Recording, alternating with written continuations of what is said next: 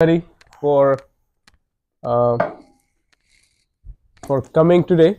I did not expect to uh, for the tears to come to my eyes, but there were some moments that they had come, and I didn't expect it. This documentary, I was going to bring that emotional aspect, especially the story of his mother was very heartbreaking, and the way she was thinking, um, and I think the incident of Umar Khalid is not about only Umar Khalid. It is beyond him. He happens to be the victim of a system, and because of that, he is a good topic for us to discuss what are the current state of affairs. And we have Arif here, and we have a couple of pointers, and I think uh, I would invite him to comment on few of the things that we saw in the documentary, and issues in general. Um, But before I begin, I also want to recognize, as Jaspal has very kindly reminded, it's the eve of Kabir Jayanti. So it's wishes to all. But also he reminded in one of his missives that this month, the fifth Guru of Sikh faith, Arjan Dev, he was assassinated. And it's a very good uh, comparison to make what happened in the 17th century when the Punjabis were writing down uh, the new laws of society that became a tradition of a new faith, that the dominant ruling class of the time, the Mughals and the Brahmins, they coordinated and eventually convinced the Mughal emperor to assassinate the Guru, Arjan Dev. And then also the man who came from my region, taking the message of Guru Gobind Singh, Banda Singh Bahadur, probably among the first to declare a form of land-based democracy. He granted land. Banda Singh Bahadur is a very well-known name in the North Indian, even in the history of Nanded and my region. Even he was killed. And many stories within the Sikh history of Belfer are about the murders, and they are not simple murders. They are very brutal. They are very visceral murders. It's to demonstrate the lynching of a body is to convey, if anybody dares to talk about anything that is settled and different from the paradigm, will witness this what they are saying. And then again in this, we see the ruling class of the Mughals and the dominant Hindu castes cooperated and coordinated to eliminate. And so we are today having this question of what do we do with this. And so maybe, Arif, you could briefly offer your reflections on the documentary and then maybe talk about the few points that you wanted to discuss. Sure. Thanks, Suraj. Thank you, everybody, for coming. Uh, First of all, just to contextualize what we just saw, I mean, it's a very well done documentary, of course, and very poignant and taking the personal aspects of Umar's life and what's happening with his family and his friends and everything. Uh, but we also need to understand that, like, for example, you heard UAPA many times. So UAPA is basically Unlawful Activities Prevention Act. So it's a really in its original form, it's a very old act, first brought by the British administration in 1907 to kind of clamp down on any sort of activities which are against their interest, against the British interest, the British colonial power interest. And so it was very draconian to start with. And after independence, there were proposals to kind of scrap it and never got off the books and stuff. And finally, it was brought back to life by Indira Gandhi in 1967. In 1 year in her prime ministership, and it was like one generation after independence of India, and all sorts of movements were arising all over the places given the disappointment in people. And from there, it has been used in many forms, mostly against marginalized people. I would say the people who have bore the brunt of it the most are the people who are the indigenous people of India, the tribals, or the people who work with the tribals. because the expropriation of the resources from land and forest and mountains and waters, which has been going on which is a project of the state, and they are the people in the obstacle in that, and that has been going on.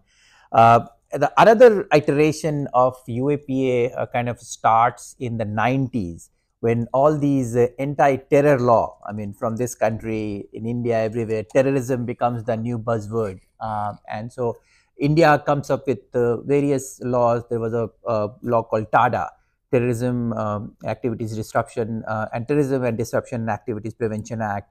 Then came POTA, in prevention of terrorism activities. And it was so draconian that somebody can be arrested and you won't even be told that what are the charges under which you're being arrested, and for 6 months you will not be produced. It could be that you're not produced in a court, so you can't even like apply for bail without any charge sheet. So for 6 months anybody can be picked up for 6 months and stuff.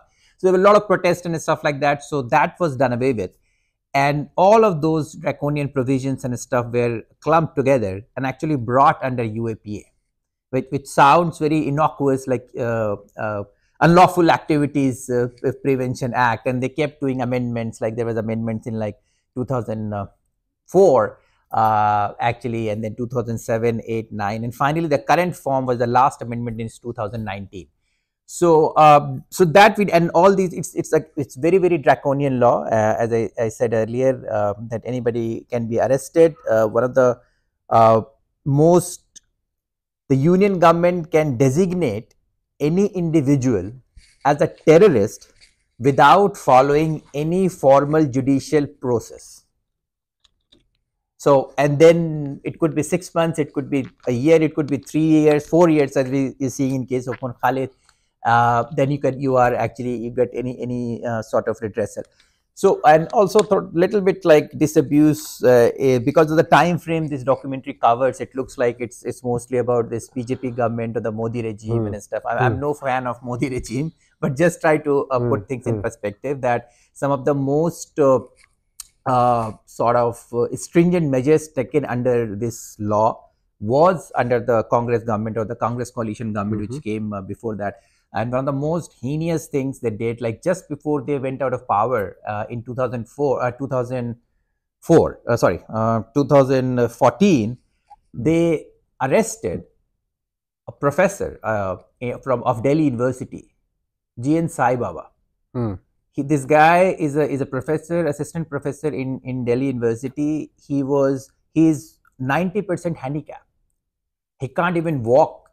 Like walk in the sense that his kind of body below his waist does not work, and this guy was arrested, kept in prison in inhuman conditions for 10 years under UAPA. Originally arrested by Congress and then kept, and then finally he was granted bail the year before. Another kind of victim of this UAPA has been Father Stan Swami. Father Stan Swami was a Jesuit priest working in the tribal areas of Jharkhand in eastern India with the tribals to protect their rights against the plunder of their forest and their water by corporate bodies, backed of course by the state power. He was picked up, advanced stage of Parkinson's. He could not hold a glass in his hand to drink water. He asked for a straw to drink water. People had to go to the court for him to be provided a straw so that he can drink water, because his hands used to shake so much, and he ultimately died in prison. It was basically a custodial killing. So this also, the last thing, and I'll stop there, is saying that, of course, Umar is being the part of the reason why Umar Khalid is being persecuted is his Muslim identity. But we also need to understand that it's just not because, that's not the end of the matter, that he is not being persecuted just because he's Muslim. Muslims are being, it is mostly a fig leaf, that Muslims being persecuted because this government wants to have Hindu primacy, blah, blah, blah. So like you can go outside and see more than 50% of kids in India are stunted. I mean, this is the National Family Health Survey data. You can't even say that it's international body data. It's the Government of India data. Who are these 50% of people? Aren't they Hindus? I mean, going by the percentage of the population, like 80% of them are Hindus. What kind of Hindu primacy state BJP wants to create if they are really for it? So we need to kind of ask this question that if Muslims are being persecuted because this wants to be a Hindu nation, why 50% of all Hindu kids are stunted? Why the unemployment rate among under 35 is like how much, like 40%? Like, who are these people? So also we need to see that the certain segment of the population is being persecuted for the resources, and a certain segment of the population is being persecuted to be presented as a person or a group which is worse than your group. You know, you are in a very bad state, but at least you are not in prison. Okay, you are in a very bad state, but at least you are not being lynched. You are in a horrible state, your life is shit, but at least your home is not getting bulldozed. So you are better. You could be like, you don't have like food to eat. Of course, you don't have a job. You don't have clean water. You don't have clean air. You're dying of heat stroke in Delhi, but at least you're not getting lynched. So I think we need to understand this equation as well. And just a bit on CAA, when the Shaheen Bagh people were very brave and did that thing and everything. So they kind of, people walked into a trap by making it that CAA is somehow anti-Muslim. This is what exactly the regime wanted, to show that CAA is anti-Muslim, so it's pro-others, or at least not anti-others. And we just saw that in Bengal right now. The reason the BJP did not do as well in Bengal, because the Matua community, Matuas are Dalits who kind of were on the East Bengal side, which became Bangladesh, and they had to migrate because of the persecution by the regime there, and they did not have citizenship status. So in the last elections in the past few years, they were big supporters of BJP because they thought that through CAA we will get citizenship. Now they realize that CAA, to be considered as CAA for citizenship, first you have to declare that you're illegal in this country. And then you have to provide like 20 different documents. And most of them realize that they can't provide those documents. So ultimately, in like all this drama, very few of them actually have been given citizenship, and they're still in limbo, and then they're realizing that. And that's why their support in Bengal shifted away from BJP. So it's very easy to say, oh, CAA is anti-Muslim. It's not anti-Muslim. It's anti-Bahujan for India. It's anti-people in India. So we need to be a little bit careful about that as well, that how we frame the whole issue. Of course, it's a kind of personal tragedy. It's a really bad thing for the family, for the individual involved. But we also kind of keep in mind the broader context it is happening. So I'll stop there. No, really, thank you, Arif. Actually, a few issues that Arif brought up really are something we need to think, which is there is what we see and there is what is shown to us. And oftentimes we believe what is shown to us than ourselves seeing. And that seeing requires us to shed some of our pre-existing understanding, our knowledge, our experiences. And that seeing really is a discovery of ourselves as well, when we really truly see something. But oftentimes, we are shown a certain perspective, and then that's how emotions are reaped. And this time across the world, we are noticing this kind of behavior exercised by people in power in major countries, in various regions, and where people are undergoing, where there is a scapegoating of a certain group created, but that's not really the true intention. The true intention is to is somewhere else, and that's what one of the way we saw was the important agendas that the government wanted to do. A few of them were as follows. One of them was to the Forest Rights Act, which was clearly a very strategic move to displace the Adivasis, though it doesn't say you have to displace, and they say, oh, it's a protection, but then at the end of the day, we know how that happens. And if the Adivasis are not happy about it, then there's no point in passing a law regarding forest when the forest dwellers themselves are protesting. The other laws that the government wanted to do was about the MSP, which was then protested by the farmers, predominantly from Punjab and Haryana region, which received another big setback. Then there was about selling off the government owned companies, the public sector undertakings, which was again received with recognizable protest.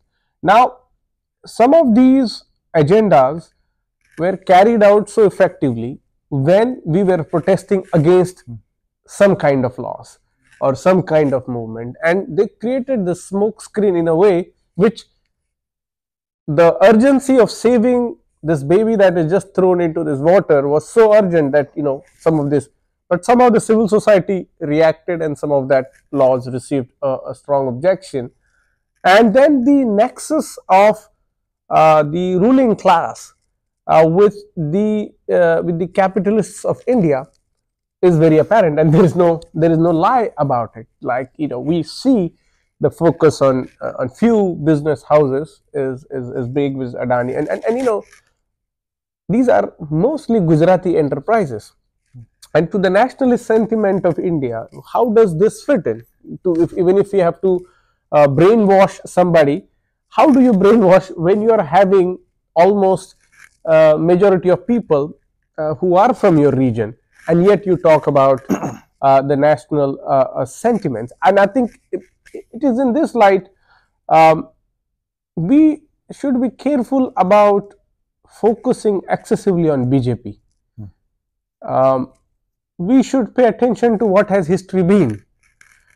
And oftentimes, like even now, many of my friends in this 2024 elections were telling me that there is a force against Modi that we should stand with. But then which is this force? Well, that was once upon a time with Modi, and now they have just, one of the classic examples is Shiv Sena fielding a candidate in Haryana. Now all of a sudden we are asked to choose the lesser evil.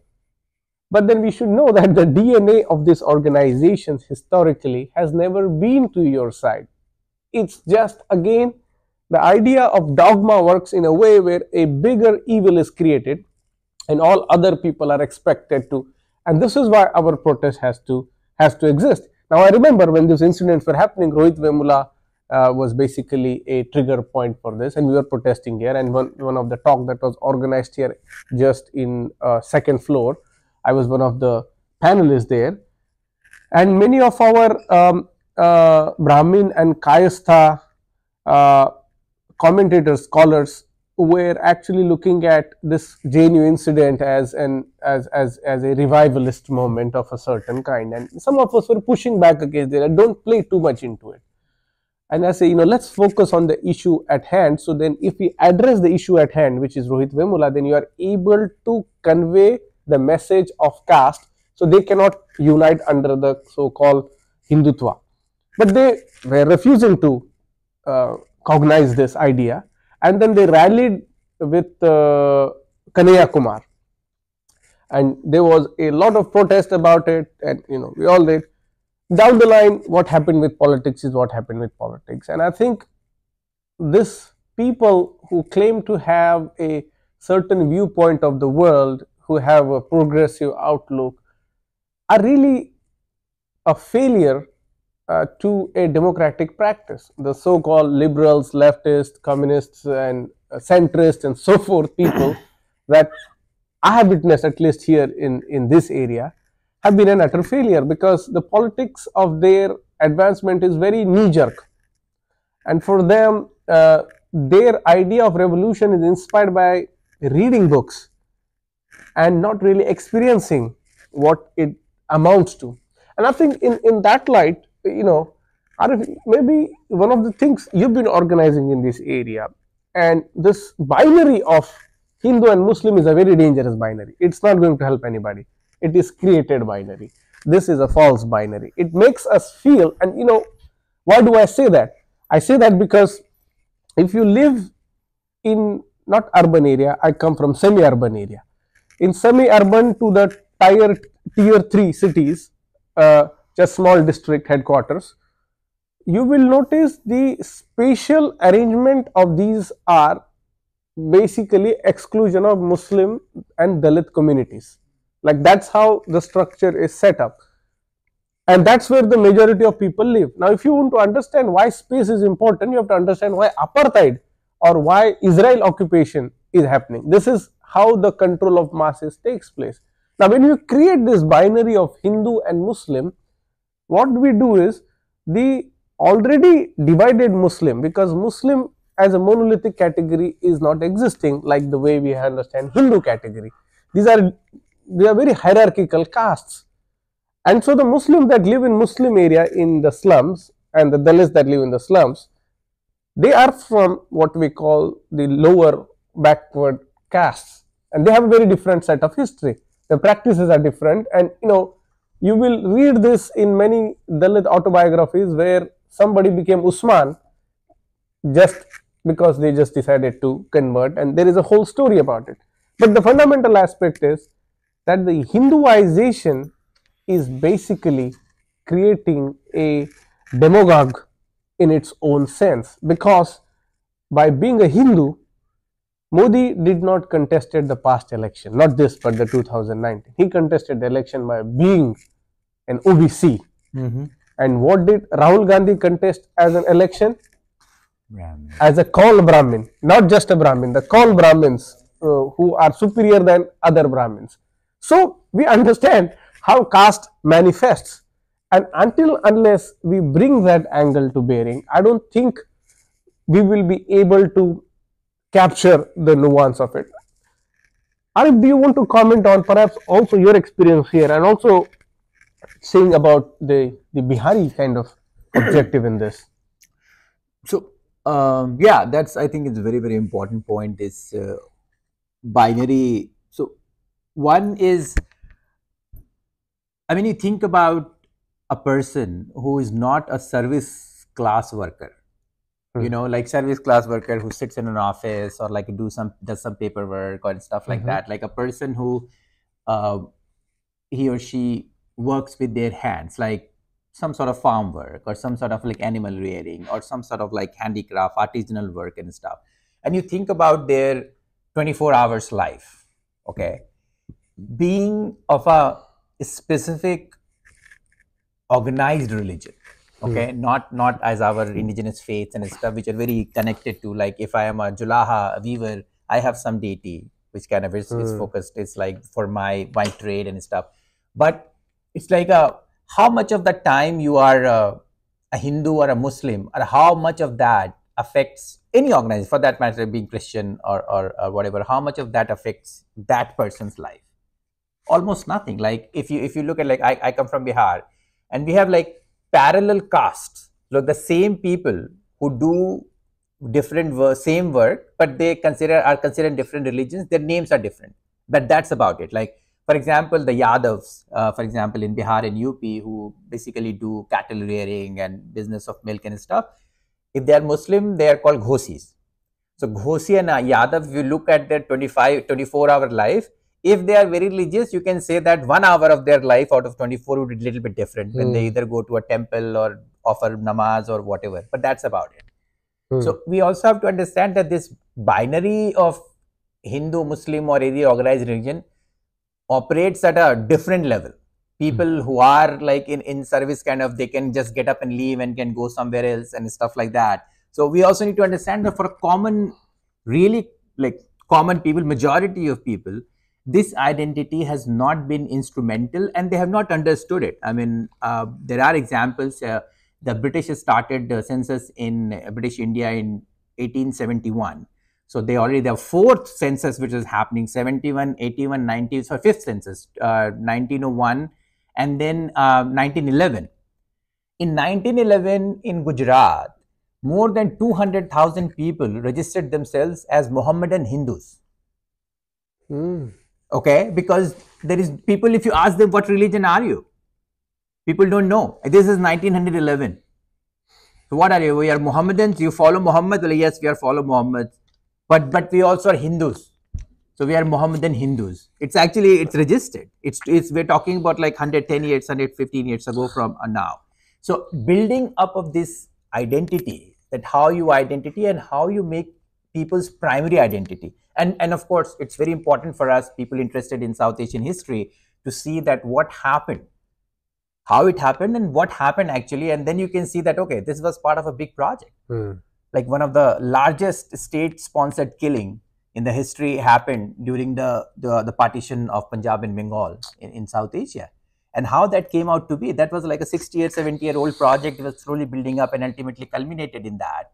And of course, it's been going on. So I have like trouble with when they say Hindu-Muslim bhai bhai. So I think this Hindu-Muslim bhai bhai and Hindu-Muslim are different, are two sides of the same coin. There are many other identities. We all carry like dozens and dozens of identities, but making one identity your primary identity and then sort of basing everything else on who you are and what you do and what all can you not do, where you can be, it is very problematic. And again, as I said earlier, that which actually has very little connection with how you actually live your life. So I think we need to be very careful in using that kind of binary, because when we use that, even if we say that Hindu Muslim bhai bhai, so the primary, that somehow we are different and then we are trying to bring it together. So we already have walked into that trap, so we need to be careful about that. I think it pushes back on the agenda of the Hindutva, which is to create this fixed binary. We have some time. Why don't we just open up for questions if you have, or comments, and if you want to ask or comment, just introduce yourself very briefly, identify yourself. My name is Shine Pizarra. I'm a resident of Cambridge for a very long time. I was wondering, whatever is going on in India, it is a secular country. Is everything going on according to the constitution, or are they violating it?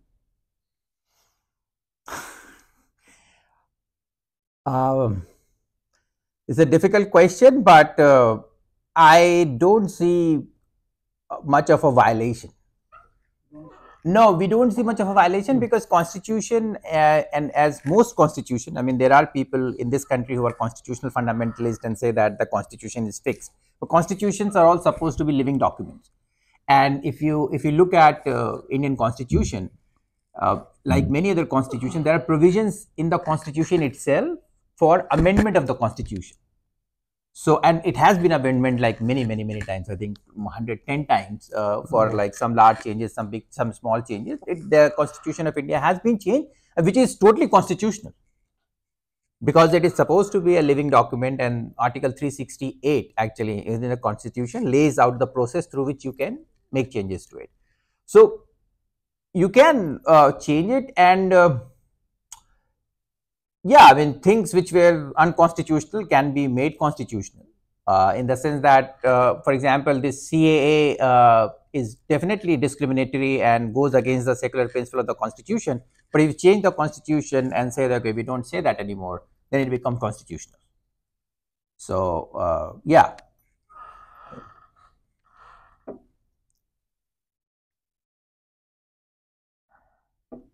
Anybody have any comment? Yeah, go ahead.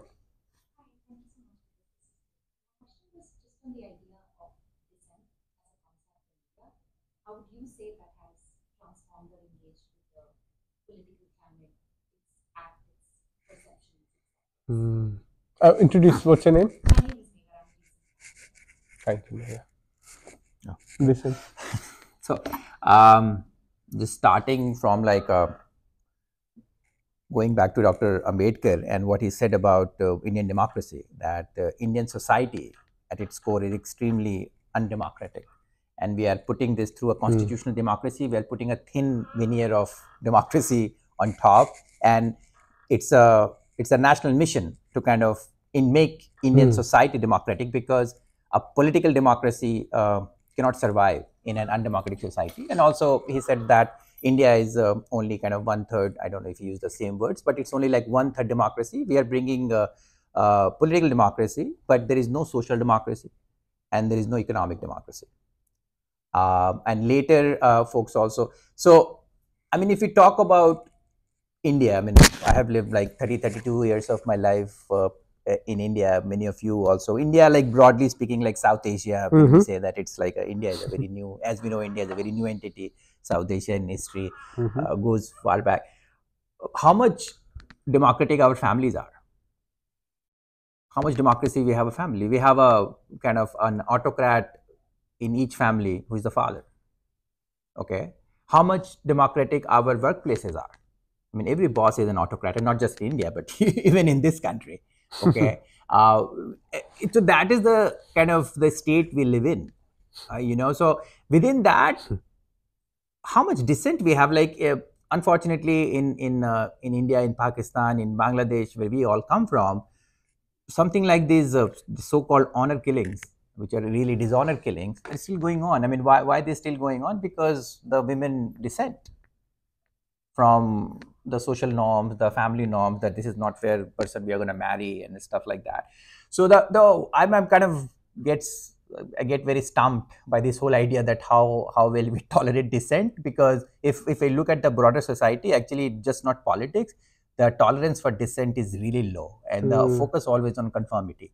So I think the national project was supposed to be taken up, that we change the character of the society, not in a manipulative way, but we need to like for example, feminism. Okay, so from a patriarchal society to a society which is equal for the sexes, how do we move towards? Is that manipulation? I don't think so. I mean, we are moving to equality. Same thing, a national project where we make our society more democratic. Unfortunately, we have not taken up that project. So that's where we are. And you see, if you go on the streets, like Bono was talking about these people who will come to the gate of JNU and say that burn Umar Khalid or kill Umar Khalid. They are, I mean, some people wear RSS, some people wear there for money, but some of them were genuine. And I know people who are like, I know people like in my friend circle who said that all these farmers who are coming to protest against these farmers' law, they're all Khalistanis. Or they are funded by some foreign government. My friends who have the almost exactly the same education exposure level I have. So what do we talk about like other people? So basically, I mean, that's my take on dissent, that as a society, there is very little tolerance of dissent. So why do we blame our political class or the political system to be intolerant of dissent? I think that's a very interesting point that Arif makes. In fact, when you are expressing a dissent, they force you so much that there might be sometimes a position that you usually don't take, but as a resistance you might just take. It's like, I don't like, I'll tell about this Khalistan example. A friend of mine, he's not Khalistani or anything, but during the protest, he was saying, but he was like, okay, so what's wrong in that? He just, he was like, so what are you trying to achieve? Everything else that he was standing for so far was immediately discredited. And then, eventually, so even in that resistance, I don't think there is a space for a slight of leakage. Leakage can happen and we can have to fix. That didn't happen. And this idea of South Asia, it reminded me recently, and this is in Cambridge, the idea of resistance and not having this strong dialogue. I went to just a very non-political example. There is a Bangladeshi store here. I just went there. Foodland. And there are workers, I usually regularly go. And so I had some issue with some utensils I brought from there. I say, this is happening, And instead of engaging, the first thing, he immediately rejected that proposition. So for me, it was a very interesting dynamics that how he thought he could exercise his resistance is by just not recognizing the issue at hand. And he said, you messed up, don't come here. And I say, but this is a consumer complaint. You may be charged. He said, yeah, you can go ahead to the consumer affairs. and I was profoundly impressed that he had that, and he couldn't speak. Of course, we had a language difficulty. But suddenly then that conversation from being Bangladeshi to being, this is from your India, I was really, and then somebody of his colleague came and I said, this utensil, you're selling it. He said, how do you expect us to know everything we are selling here? I say, that's a fair point that you need to know. Can you just dial me up with your landlord, the owner? Here's how the power hierarchy in feudalism works. He thought calling the boss will be a disaster, and he just refuses. I say, there has to be some way we engage in this way that we can communicate. And I think that example also taught me that that power relations may work on a certain way, but it's clearly that the sentiment of democracy and democratic dialogue is really absent, at least in a regular kind of interaction, because it's hierarchical in a way that if I am at this side of the counter, I have certain authority, and you're at the in certain countries, this person on this side of the counter is more afraid. Like you buy something from Target, from big corporation, you say something, they say 30-day whatever, and it goes about. I think to bring this dialogue to what dissent meant, I think oftentimes to kind of talk about constitution, as Arif pointed out, I mean the government is doing and implementing their agenda. You might have a opposition to that, which is fine, but they are elected with whatever majority and they're implementing. So if that's a really problem, then you should have a problem with democracy, because that's what we voted for, right? So sometimes people say, why is BJP behaving in this way? Well, the point is, that's what they said they will do, and they got votes for it, so they will do that. Why would any XYZ party? I mean, so there is no point in arguing about a vision of a democratically elected government. They will claim a certain sovereignty. What we need to understand is, which is what the gentleman was asking about, the Constitution. What does it do? What does it implore? What does it really convey? Now, constitutional language for us is very elite. I mean, had it not been for Ambedkar and the Dalit movement, the Constitution would have been elusive. It would have been mostly used by fundamentalists in India to critique it. And there are many groups in India who don't like Constitution, which is also acceptable in its form. We have another 5 minutes, so we can take maybe a couple of more questions, bundle them, and offer a closure.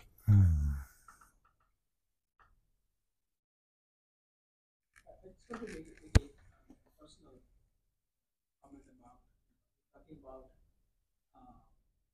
promoting Hindutva. So I come from Aligarh, and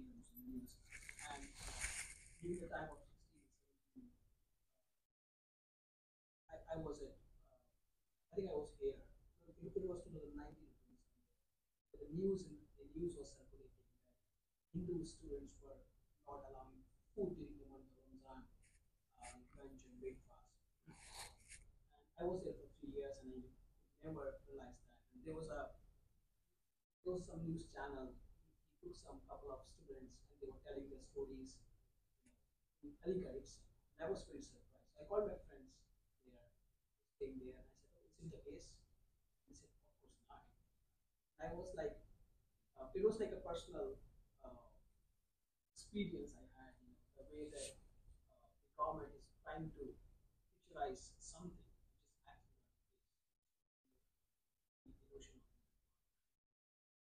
Just one more comment. We're talking about attacks in the universities in JNU. They were attacked at HCU, they were attacked at Jamia, they were attacked at Liga, JNU, and some universities, Goa for sure, which were like main centers for resistance against any of the government, not specifically. And I think this is really like a genius thing any government is doing, because if you start killing hearts of the students in the university, it's set up the word universe. Everything should be discussed left, right, or center, everything should be discussed. You start killing students' thought process in the word. Not for specific sort of people. Thank you. You want to offer any closing comments before we call it a closure? You. I think we need to be kind of very vigilant about, as Suraj mentioned earlier, that if something is being shown, so we need to be very, very clear about that what is being shown and stuff like that. Like, I mean, it would be funny if it was not so serious issue. Like, I don't know, some of you, I mean, many of you follow Indian politics. So we just had the elections in India, and results came actually this month. And Narendra Modi is again prime minister, but with a shrunk majority, and actually his party on its own doesn't have a majority anymore. But so, and this now they're creating this boogie of that there is a rise of extremism in Punjab, and there is a rise of extremism in Kashmir again, because what happened that two people, two from actually Punjab, one is arrested and kept in Assam, and one is arrested from Kashmir and kept in Delhi. They won the elections, and this whole thing is going, oh, this is like very, I mean, but if you just look at the broader picture, like, so there is a guy, Amrit Pal Singh, who contested election from Khadur Sahib in Punjab. He's sitting in Dibrugarh in Assam, okay, and he sends all his papers. So when you file your papers for your nomination papers, it's like a huge bunch. You have to have proposers, you have to have affidavits, your income statement, your asset, huge bunch. So they get sent from Dibrugarh, and they get accepted like in one go. There is an engineer Shabir who is a terror suspect sitting in the Tihar jail in Delhi. He sends all his paper, and he contested from Baramulla against an ex-chief minister, and he won. So all his paper goes through and everything happens. In Gujarat, in Surat, very prominent city, the Congress candidate could not file his papers because one of his proposers was held at his house by the police. They did not let him leave his home so he can come and sign papers, and then they will be there. Same thing happened in Banaras, the Modi, where the Modi contested from, that many people were held off, they had not filed the papers. The issue is that in such a scenario, when people are not able to file their nomination papers in Banaras, which is a very major city, not in a disturbed area, like everything supposedly is hunky-dory, in Surat, which is like, again, similar situation, and then they are telling us that these people managed to file, managed to win and do, and because there is extremism in Punjab and terrorism is rising in Kashmir. So I mean, just kind of contrasted these situations. So we need to be like very careful about these things. Like this whole Khalistan thing. I mean, there's a long history. What does it even mean? what was Khalistan? Who created this whole issue and stuff? Because now they're using it to kind of malign the whole farmers movement and many other movements for that matter. So I think just we need to be very careful, especially the narrative which comes from, and like what we saw, the narrative around CAA, that, oh, it's anti-Muslim, which is actually coming from the state. They want to project it as anti-Muslim, but why are projecting that? We need to think about it. So it's just like not take it as at face value what's going on, and just think about it. No, thank you. It's a great summer day. Thank you for coming. Thank you, everybody. I appreciate it. No. We'll continue the resistance, and this film and all are the moments of resistance. Yes. Have a good evening, everybody. It's hot. Okay, इसको कैसे बंद करना? You want to delete something from here? Actually, just I'll just delete this. Yeah, delete that, and then we will do the whole thing off.